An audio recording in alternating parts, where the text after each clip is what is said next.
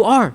And so the anger of the death of Muslim ibn Aqil and the encouragement of this other crowd, and wallahi it makes sense, I mean really, if you think about it from his perspective. Now, what is really key here for us as Sunni Muslims, in contrast to the Shia, their interpretation, we do not believe that Hussein marched to a suicide.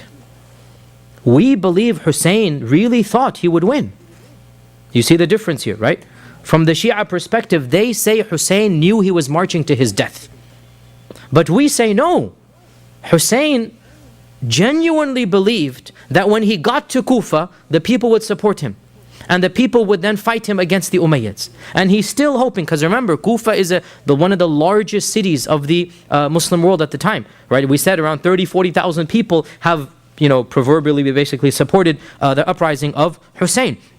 So, he decides to march forward. And that was, of course, the mistake he made. He decides to march forward and, Bismillah, let's see if we can get to Kufa. Now, meanwhile, when the people of Kufa hear that Hussein is coming, Ibn Ziyad requests backing and reinforcement.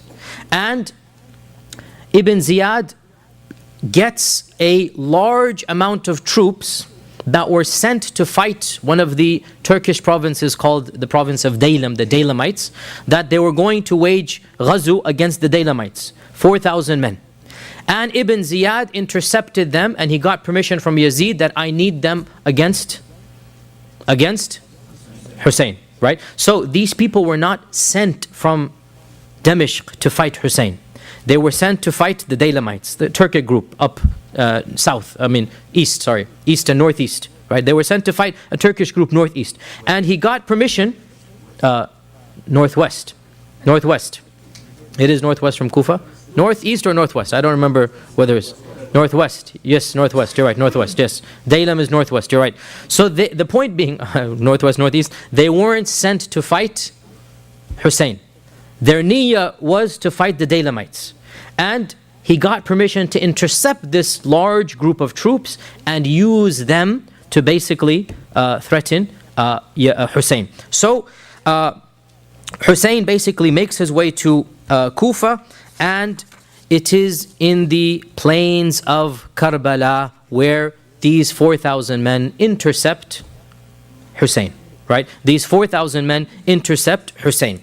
Now, Karbala is literally, metaphorically, a stone's throw away from Kufa. It is very close to Kufa. These days you can drive between Karbala and Kufa, a short drive. It's not something that is a far away distance. So Hussein makes his way basically to a stone's throw outside of Kufa. And on the 3rd of Muharram in the year 61 Hijrah, this is when the forces of Ibn Ziyad intercept the small entourage of Hussein. And we had said that there were 100 people, and along the way more and more people joined because they're excited. When the messenger of Ibn al-Ash'ath came and said to him, flee and run and go back, Hussein made an announcement that, look, whoever wants to leave can leave, because we have got the message that the situation is precarious. So guess what? Everybody left once again, except for the Ahl al-Bayt, the blood relatives. Once again, everybody basically left, and so they moved down once again to probably around 70 or 80 people at this point in time. And the leader of the army that was sent to Daylam, the leader of the army was Umar ibn Sa'ad ibn Abi Waqqas. So Sa'ad ibn Abi Waqqas, the famous Sahabi, right? His son is Umar. Now Umar is not a Sahabi, so whatever he didn't do, it has nothing to do with the Sahaba. His father died a long time ago, and this has nothing to do with his father. His father and him are basically two separate people. This is Umar, the son of Sa'ad ibn Abi Waqqas. And Umar is the military commander, so we need to now keep the hierarchy here. The governor is Ibn Ziyad. The military commander, Umar ibn Sa'ad ibn Abi Waqqas, Umar ibn Sa'ad.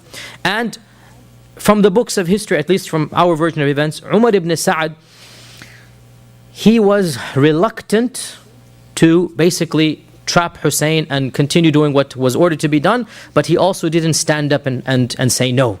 And so this makes him really guilty in his own way, but he wasn't the one encouraging. He basically was as they say, the loyal soldier, that he tried his best, but he, in the end, did what he was told, and what he was told to do was obviously very wrong to do. Nonetheless, Umar ibn Sa'ad intercepts the entourage of Hussein, and this takes place on what day? 3rd of Muharram, 61 AH, right? Now, contrary to the other reports of the Abu Mikhnaf and other reports that the siege lasted for 40 days and Ali was starving and thirst and whatnot, these are, exaggerations that really are very, they're very painful when you hear them, but there's no authenticity to them. The actual siege lasted 5 days. 6 days max, right? The actual siege was not drawn out for weeks and weeks. It's not even possible if you calculate it out. It's not even possible to have a siege that long, knowing that Hussein left Medina at this time. He would have reached Karbala at that time. It's not even possible for a siege to last for 40, 50 days at this point in time. The siege, it's not even a siege. It's basically they're stopped and they're surrounded. Call it a siege in its own way, but they're stopped and surrounded on the 3rd of Muharram. Umar ibn Sa'ad sends a messenger to Hussein. Why have you come? Why have you left Mecca? And Hussein says, I have come at the invitation of the people of Kufa. And here are their messages. And he has those 2 big bags of hundreds of messages. Here are their messages that I didn't come of my own accord. They don't want the Umayyads. They have asked me to be their leader, and I have come to be their leader.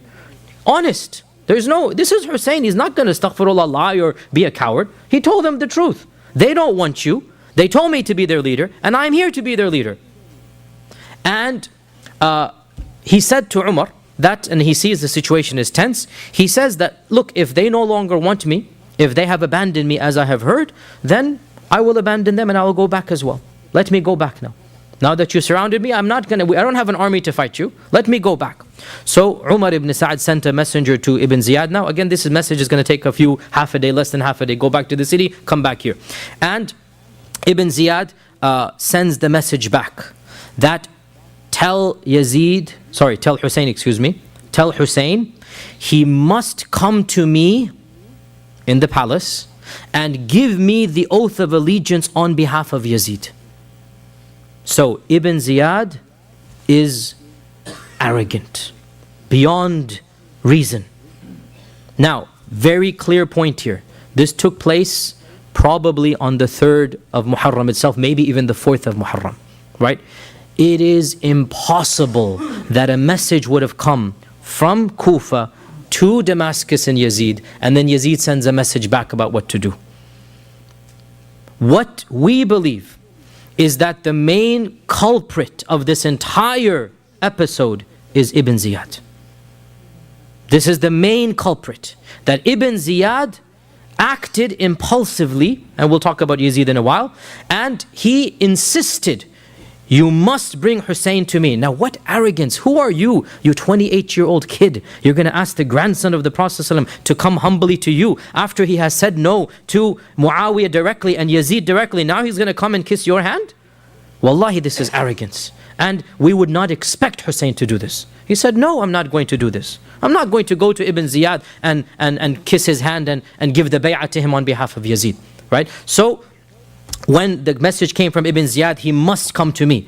Hussein then says to Umar ibn Sa'ad, he says to Umar ibn Sa'ad, look, go back and tell him one of 3 options. I give you 3 options, choose whichever you want. Number 1, let me go back to Mecca. Khalas, okay. I wasn't able to get the people of Kufa, let me go back the way I was. Okay. Number 2, if you refuse to do this, then take me to Yazid directly and I will speak to him directly. Now, this is actually a sign of bravery. And it's also a sign, by the way, and this is very key here, that Hussein felt more comfortable negotiating directly with Yazid than with this impetuous governor Ibn Ziyad. Because Hussein and Yazid have a history. They've known each other, not friends, right? But Hussein and Yazid have negotiated together. Hussein knows Yazid's stance, Yazid knows Hussein's stance. And Muawiyah, his father, had been very careful about making Hassan and Hussein irritated. That he was very respectful, he gave them stipend, whatever he could do to just basically give them some respect. And he told Yazid that be careful of Hussein and show him the utmost respect, make sure he never flips against you. So Yazid Hussein actually said, let me go to him directly and I'll negotiate something.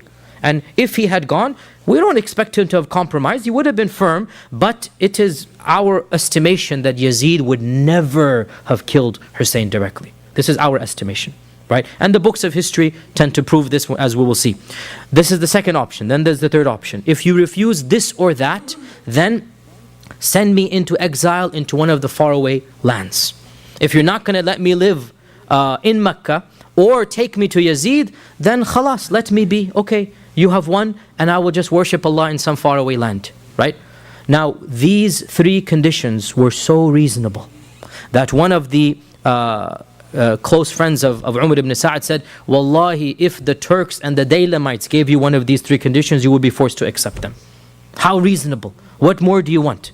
And Umar ibn Sa'd became happy that, okay, now we're going to solve this. And he went personally to Ibn Ziyad and he said,